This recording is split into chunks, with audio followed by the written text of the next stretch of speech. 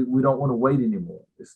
We've seen so many other communities take that, and they're not even a fully African-American community. Ever since the murder of George Floyd and the protests that followed as part of America's racial reckoning last year, Confederate monuments and statues, which symbolized cultural heritage for some, also presents painful reminders of America's racist past to many Black Americans.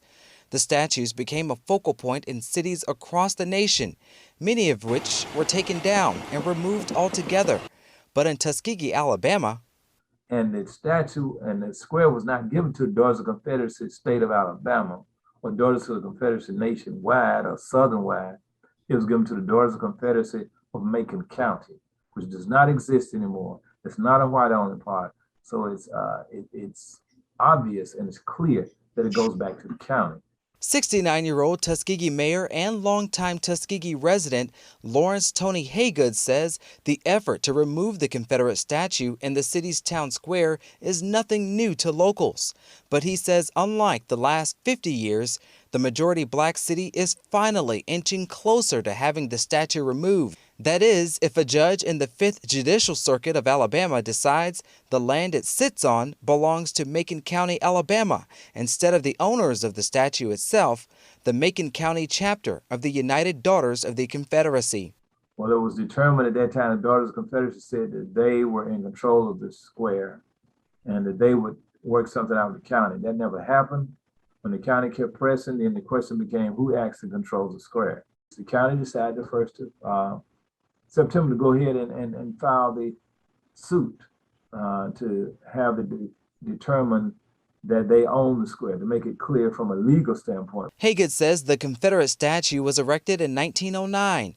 Local officials at the time gave the statue and the land it sits on in Tuskegee's Town Square Park to the Macon County chapter of the United Daughters of the Confederacy. The park was deemed for white people only. Haygood says by the 1960s, Black people assumed political power in Tuskegee and in Macon County, and calls for the statue to be removed grew louder. On January 3, 1966, tensions reached a boiling point when civil rights activist Sammy Lehman Young Jr. was killed by a white gas station owner for using a whites-only bathroom in Tuskegee. It was defaced and vandalized as a protest. Since that time on and off, there's been discussions about moving the statue because we have predominantly African-American leaders in the community. It's a predominantly African-American government at every level. The technicality of who actually owns the land the statue sits on has stopped any serious effort to move it. Haygood says the statue's perseverance throughout the years is painful to many Black residents who see it as a constant reminder of Alabama's racist history towards Black people. The Confederate and Daughters of Confederates, others who are in the community want to celebrate Confederate soldiers, let them do that at an appropriate location. Let them have what they want to have, but it's not acceptable in the middle of our city. 85% county was African-American, 95% African-American city. That's oppressive to us in its appearance, with the Confederate flag on the Confederate battle flag, facing north as if you're ready to fight somebody and defend slavery. It's unacceptable to us.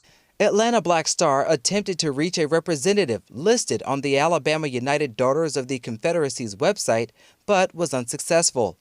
Alabama attorney Fred Gray, who filed the lawsuit seeking determination of land ownership, declined our request for an interview. Haygood hopes the judge decides to declare ownership of the town square to Macon County, which in turn could mean the city of Tuskegee can transform the park into something more suitable and welcoming to the majority Black city. So we want to get it cleared so we can then finish developing the square. We want to have a cultural park on the square, make it a beautiful place where you can come and have activities and make it more accessible to our community. At this time, no word on when the judge will make a decision on land ownership. Reporting for Atlanta Black Star, I'm Cavante Smalls.